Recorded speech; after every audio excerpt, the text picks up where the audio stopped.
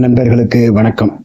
இந்த பதிவு எதுக்குன்னா, சின்மை பாடகி சின்மை இப்போ என்ன வேலை பண்ணிட்டாங்கன்னு சொன்னாக்கா, மோகன்ஜிங்கிற இயக்குனர் என்ன பண்ணிட்டாருன்னா, தமிழக கலாச்சாரத்தையும் வச்சு இந்து கலாச்சாரத்தையும் வச்சு ஒரு கடவுள் சார்ந்த ஒரு பிரம்மாண்டமான ஒரு வரலாற்று சூடு உள்ள ஒரு படத்தை தயார் பண்ணி ரெடியாகி இருக்குங்க.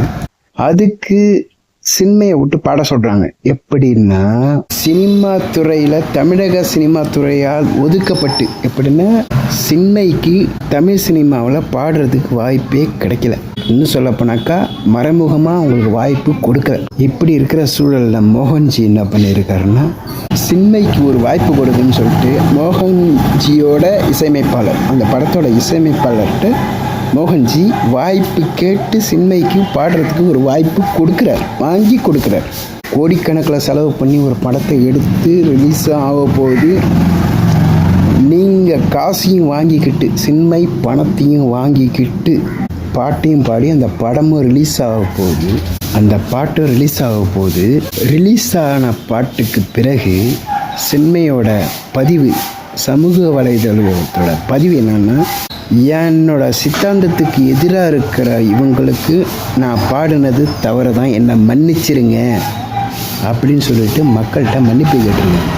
அவர் ஒரு தமிழர் கலாச்சாரத்தோட ஒரு படத்தை எடுக்கிறாரு. இன்னும் சொல்ல போனாக்கா இந்து கலாச்சாரம், மூணாவது சொல்ல போனாக்கா கடவுள் சார்ந்த ஒரு படம்.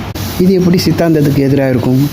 அதில் பேரரசு இயக்குனர் என்ன சொல்லியிருக்காருன்னா, நாக்க பிடுங்கிக்கிற மாரி ஒரு கேள்வி கேட்டிருக்காரு. சின்மை நாக்க பிடுங்கிக்கிற மாரி ஒரு கேள்வி கேட்டிருக்காரு. உனக்கு கொள்கை பெருசாமா காசு பெருசாமான்னு கேட்டிருக்காரு. இப்போவும் ஒன்றும் ஆயிடல. உனக்கு கொள்கை தான் பெருசுன்னு காசை திருப்பி கொடுத்துடலாமே. என்னோட சித்தாந்தத்துக்கு ஆப்போசிட்டாக உள்ளவங்களுக்கு நான் தெரியாமல் பாடிட்டேன், என்னை மன்னிச்சிருங்க, இந்தாங்க காசு, இந்த காசை திருப்பி கொடுத்துருங்களா. சின்மை நாக்க பிடுங்கிக்கிறான் மாரி ஒரு கேள்வி கேட்டிருக்காரு. அதுதாங்க இப்போ சமூக வலைத்தளத்தில் ரொம்ப கடுமையாக போயிட்டுருக்கு. அவ்வளோதான், வேறு ஒன்றும் இல்லை. நான் சொல்லணும்னு நினச்சேன். ஒரு கோடிக்கணக்கில் படம் எடுத்து உனக்கும் சம்பளம் கொடுத்து இப்படி ரிலீஸ் ஆக போகிற டயத்தில் ஒரு இஷ்யூவை கலப்புறது அப்போலேருந்தே இது சகஜம்தான். விளம்பரத்தை தேடிட்டு இருக்கிறது